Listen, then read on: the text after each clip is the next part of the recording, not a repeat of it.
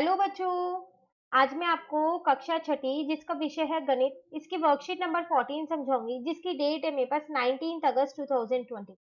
तो आज की वर्कशीट में हम पूर्णांक के बारे में जानेंगे। देखो, पूर्णांक एक वो संख्याएं होती है जिसमें अगर आप देखो तो आपको ऋणात्मक और धनात्मक दोनों ही पूर्णांक मिले।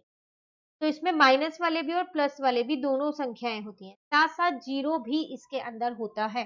जीरो भी एक हमारा पूर्णांक होता है। अब पता है आपको, पूर्णांक आप अपने दैनिक जीवन में भी देख सकते हो, आप वहां पर भी इस्तेमाल करते हो, लेकिन हाँ, शायद अभी तक पता ना हो कि इसको पूर्णांक कहते हैं। तो चलिए आज हम पहले कुछ दैनिक जीवन के उदाहरण ही देख लेते हैं कि कैसे हम दैनिक जीवन में पूर्णांक का इस्तेमाल करते हैं। तो यहाँ पर आपको दो चीजें दो भागों में बांट रखा है, एक धनात्मक पूर्णांक और एक ऋणात्मक पूर्णांक।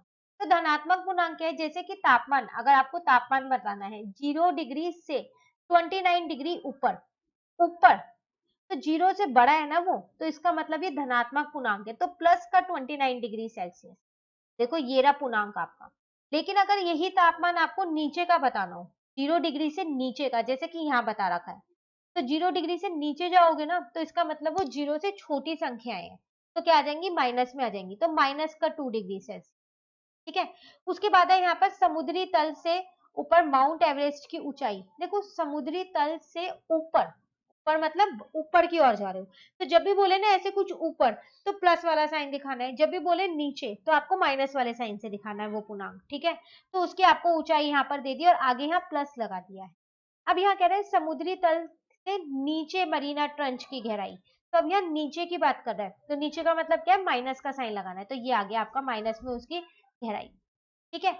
उसके बाद जैसे यहाँ एक और उदाहरण आपको दिया, 3,000 रुपए बैंक में जमा किए गए, तो आपने 3,000 रुपए बैंक में डाले हैं, तो प्लस का 3,000, 3,000।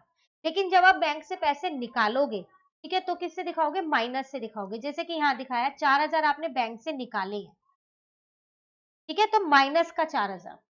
उसके बाद है कक्षा में 12 छात्र और आ गए। देखो, 12 छात्र आ गए हैं कक्षा के अंदर, तो छात्र बढ़ गए होंगे, है ना, जितने पहले तो उसमें 12 और बढ़ गए होंगे, तो प्लस का 12। लेकिन अगर कक्षा से छात्र चले जाएंगे तो छात्र कम हो जाएंगे। जैसे कि यहाँ देखो तो 2 छात्र चले गए हैं कक्षा से, तो छात्र कम हो गए ना, तो इसका मतलब -2, तो उसको हम -2 से दिखाएंगे। ठीक है। उसके बाद है जमीनी स्तर से 11 मंजिल ऊपर, फिर ऊपर आ गया, तो 11 मंजिल ऊपर है तो +11।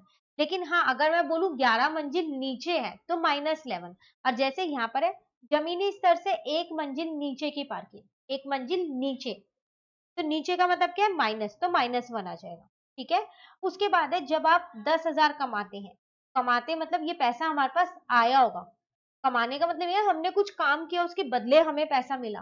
तो 10,000 अगर हम कमाएंगे तो 10,000 प्लस के दिखाएंगे, लेकिन अगर हम 10,000 खर्च कर देंगे तो उसे हम माइनस का दिखाएंगे।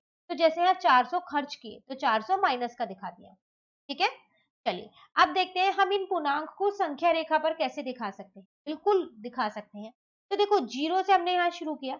जीरो एक ऐसी चीज है जो ना तो धनात्मक होती है और ना ही ऋणात्मक होती है।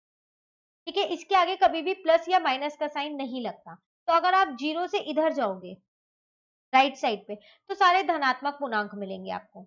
और अगर आप जीरो से लेफ्ट साइड पे जाओगे, ठीक है, तो सारे आपको क्या मिलेंगे, ऋणात्मक पूर्णांक मिलेंगे।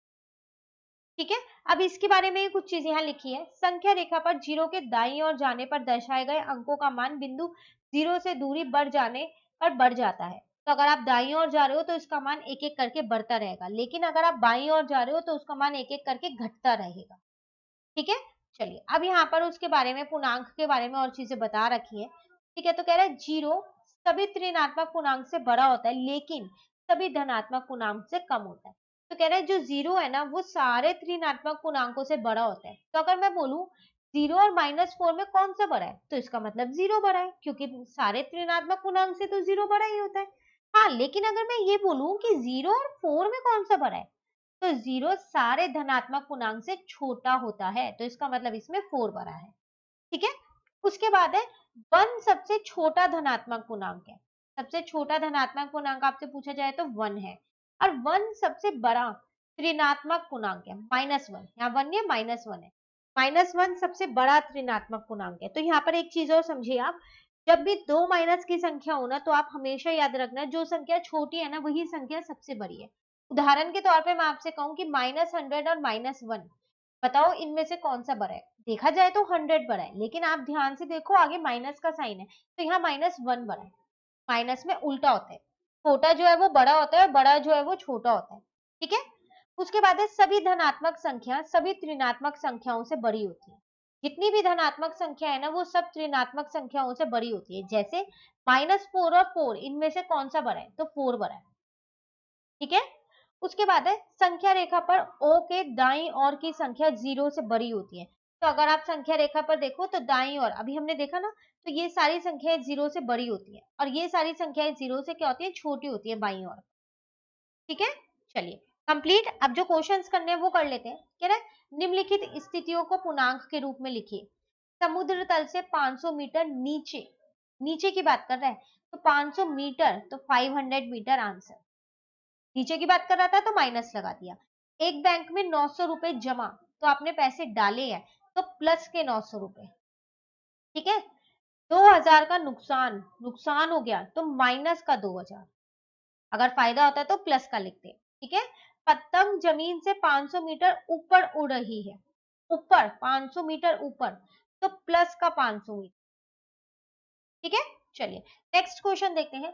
निम्नलिखित संख्याओं को संख्या रेखा पर निरूपित करें। तो आपको संख्या रेखा बनानी है किसकी? -7 की। तो यहां बनाते हैं, आप पेंसिल और स्केल से बनाइएगा, इसे बिल्कुल माप के बनाइएगा, ठीक है। तो माइनस वाले तो इधर की साइड आएंगे, तो -1 -2 -3 -4 -5 -6 -7 -8, तो ये ना आपका -7, यही आपका आंसर हो गया, ठीक है ना। बी पार्ट देखते हैं। बी पार्ट में कह रहा है हमसे +3,